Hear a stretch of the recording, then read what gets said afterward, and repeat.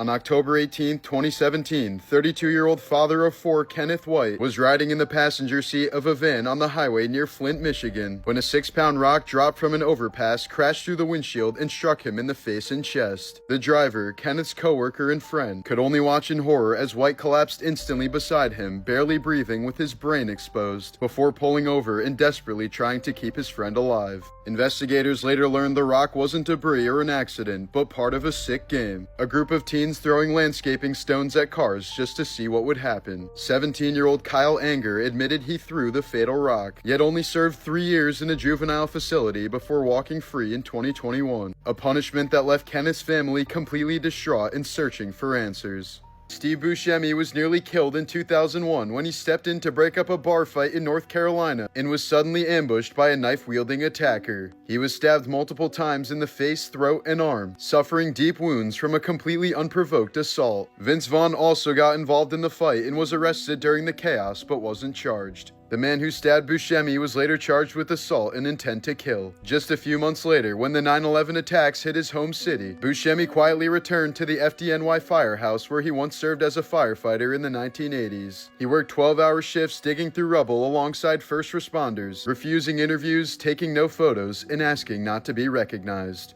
In 2018, 16-year-old Carly Goose came home terrified after what her family described as a bad reaction to smoking weed at a party. She spent the night completely panicked, paranoid, and unable to sleep. Then sometime before sunrise, she quietly slipped out of her house without her phone, shoes, or glasses. Neighbors reported seeing her alongside a highway at dawn, disoriented and staring straight ahead, but by the time deputies searched the area, she was gone. Despite years of searches, shifting accounts about her final hours, and nationwide attention on the case, Carly Goose has never been found. In June of 2024, former Marine recruiter Ricardo Perez Castillo broke into a Michigan home through an unlocked side door around 3 a.m. He removed his shoes, socks, pants, and underwear, armed himself with a kitchen knife, and went upstairs. Unable to enter the locked master bedroom, he entered a children's room where an 11-year-old girl was sleeping on an air mattress during a sleepover. Castillo then tried to stab the child repeatedly in the neck, but got her shoulder instead. Her screams woke up the homeowner, who held the intruder at gunpoint until deputies arrived. Castillo later confessed he intended to kill the girl and have intercourse with her body, and then planned to murder the entire family despite having no prior connection to them. The child survived after emergency surgery but is permanently scarred for obvious reasons. On November 26, 2025, Castillo was sentenced to at least 18 years in prison and must register as a sex offender. During sentencing, the judge called the case deeply disturbing, stating the victim survived only because of the homeowner's actions and by the grace of God.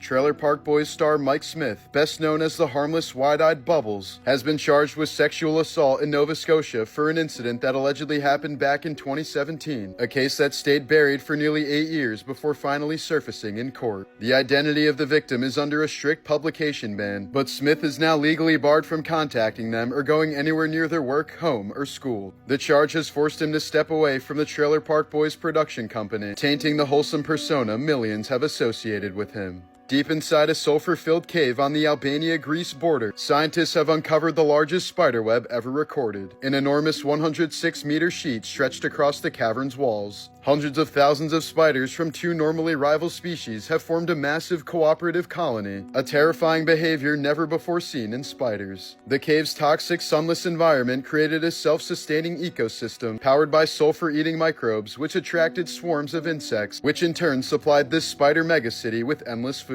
The web is so dense and vast it looks like the cave is wrapped in ghostly white fabric, proof that life can evolve into something terrifyingly efficient when pushed into extreme conditions. This is real footage of the most dangerous object humans have ever created, the elephant's foot inside the ruins of Chernobyl. It looks like a lump of rock, but it's actually corium, a molten mixture of uranium fuel, concrete, steel, and reactor parts that fused together when Reactor 4 tore itself apart in 1986. When this mass formed, it was so radioactive that standing near it for a mere few seconds delivered a fatal dose. In those first few hours, the elephant's foot wasn't just deadly to anyone who approached. It was still hot enough chemically and thermally that if it had burned burned through the foundation and hit the water reservoirs beneath the plant, it could have triggered a massive steam explosion. Soviet scientists warned that the blast would have torn open the remaining reactors and sent an uncontrollable cloud of nuclear fallout across most of Europe, rendering entire countries uninhabitable. The only reason that didn't happen is because liquidators, many of whom died horribly later on, managed to drain the water and seal the lower levels in time.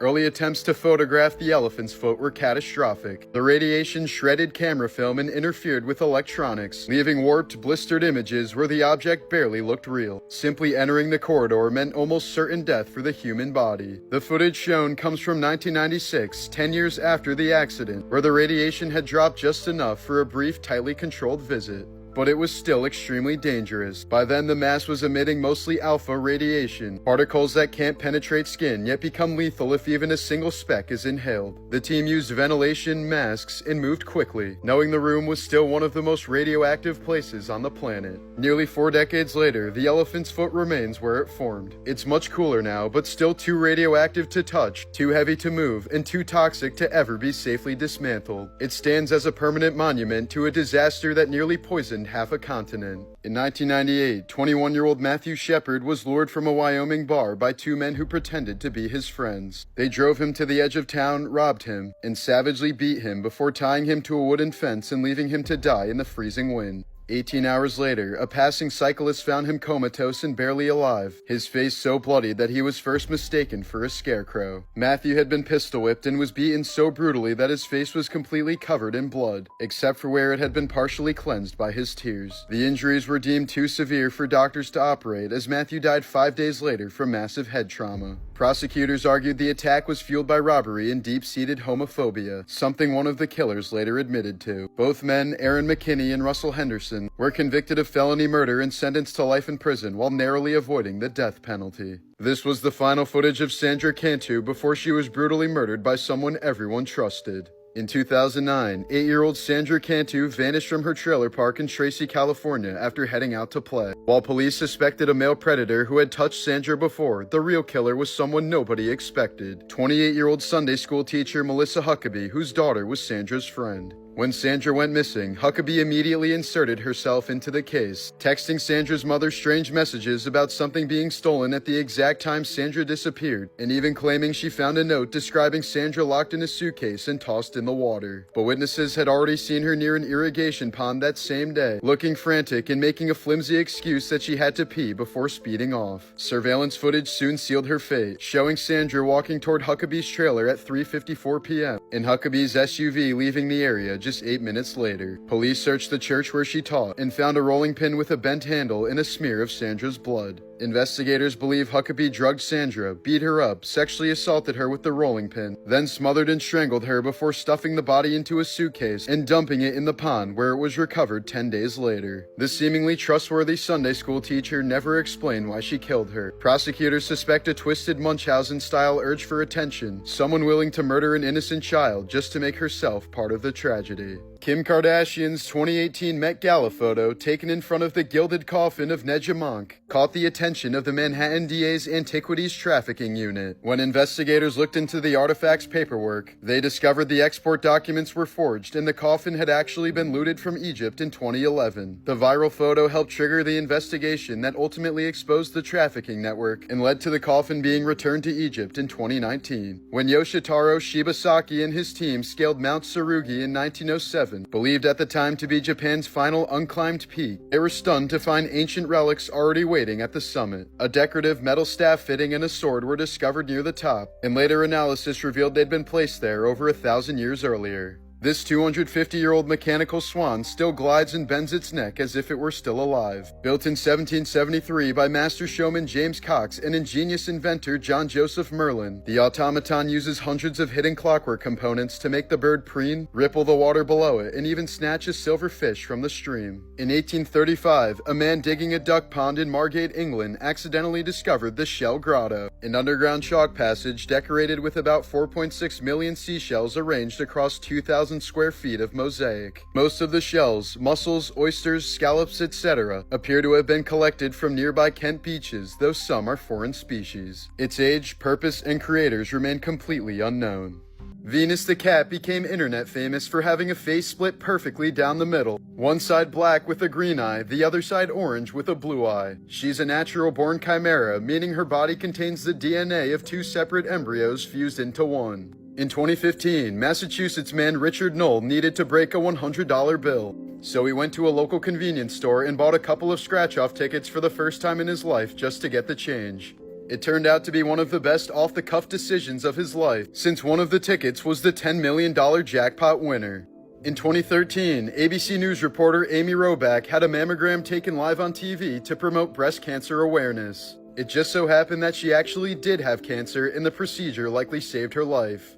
In 2013, a 39-year-old Brazilian woman named Adriana wanted to find her mother who abandoned her when she was a baby. So she went on a TV show and ended up finding her mom through the power of the internet. The two had an emotional reunion, but her mother revealed that she had also abandoned Adriana's infant brother, Leandro. In a shocking twist, Adriana's husband, whom she had a daughter with, turned out to be her biological brother, Leandro. But despite the pair being siblings, they vowed to never separate. In 1923, a 2-year-old Scotch Collie English Shepherd mix named Bobby was on a cross-country road trip with his family from Oregon. But while stopping in Wolcott, Indiana, Bobby was chased off by a pack of stray dogs and suddenly disappeared. The family searched everywhere and posted flyers, but eventually had to return home, heartbroken and assuming they'd lost him forever. But 6 months later, in February of 1924, Bobby miraculously appeared on their doorstep in Oregon, muddy, mangy, and with worn-out paws, but very much alive.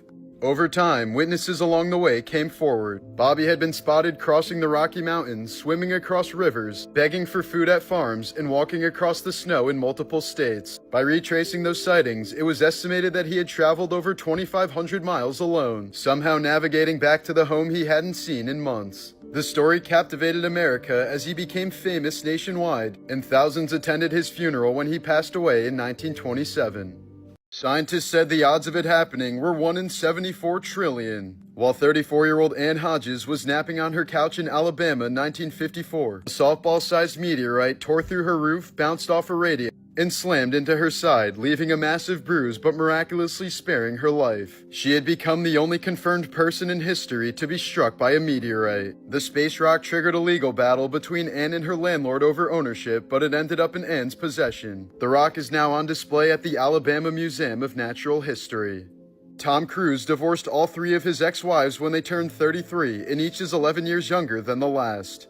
In 2009, a retired policeman named Geraint Wolford was admitted to Abergele Hospital in North Wales. Amazingly, it just so happened that he was put next to another retired policeman named Geraint Wolford. The men weren't related, had never met, and were the only 2 people in Europe named Geraint Wolford. In 2004, Grandma Dorothy Fletcher suddenly suffered a heart attack on her flight to Florida. When the stewardess asked if there was a doctor on board, 15 people quickly stood up. It was a group of heart doctors on their way to a cardiology conference.